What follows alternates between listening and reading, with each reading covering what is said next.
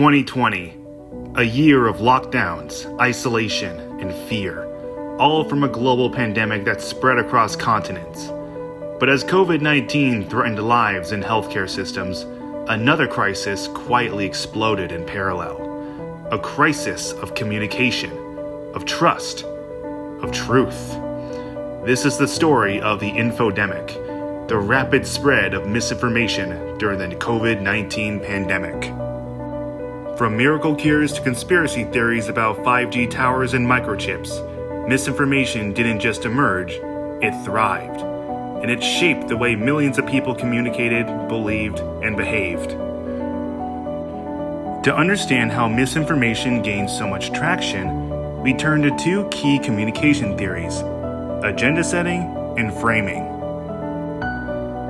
The agenda setting theory suggests the media doesn't tell us what to think, but what to think about. By spotlighting certain stories, such as vaccine skepticism or government overreach, the media shifted public knowledge. Framing goes a step further. It shows that the way a story is presented influences how we interpret it. A mask mandate could be framed as government protection or government control. Same facts, different meaning. In 2020, information moved faster than the virus itself, thanks to social media platforms like Facebook, Twitter, YouTube, and TikTok. And the damage was real. Panic buying, mask refusal, vaccine hesitancy, families torn apart by Facebook arguments.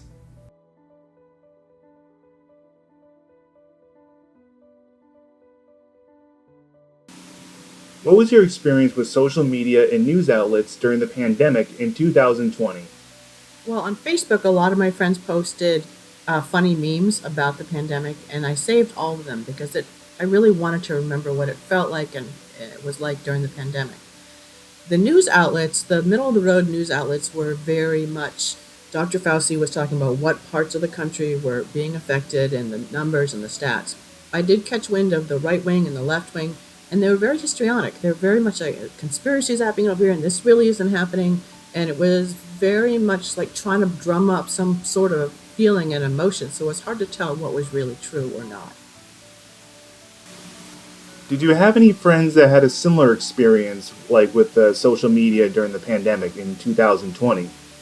One of my friends really researched hard and looked, or it felt like to me she really looked for the out there and the really crazy kind of theories about what was happening. And we went to lunch when we had to socially distance and wear the mask, and she wouldn't even come into the restaurant. She was like, I am not wearing a mask and you can't make me, and she almost got kicked out. We didn't end up going to lunch. And it felt like to me, like, why not just wear a mask? Because even if it didn't work, even if there's some sort of conspiracy behind it, it doesn't hurt me to have a mask. And it was more beneficial to other people to think that they were being protected from the pandemic. Stories like these were not rare. They became the new normal. And misinformation didn't just spread ideas, it changed how people talk to each other. Who decides what counts as misinformation? Should platforms be responsible? Should the content be removed? This debate struck at the heart of freedom of speech versus public safety. And while social media companies attempted damage control, their efforts came too late for many. In the words of Jonathan Swift, a lie can travel halfway around the world while the truth is still putting on its shoes. The ethics of communication in the digital world became clear. What we share matters, and silence can also speak volumes. COVID-19 was a pandemic of illnesses, but also of information. It revealed just how fragile truth can be in the digital age, and how easily fear and confusion can be amplified by algorithms and agendas.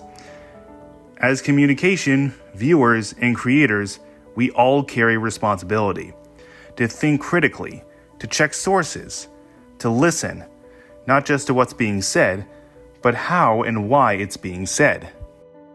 In the next crisis, what will you choose to share?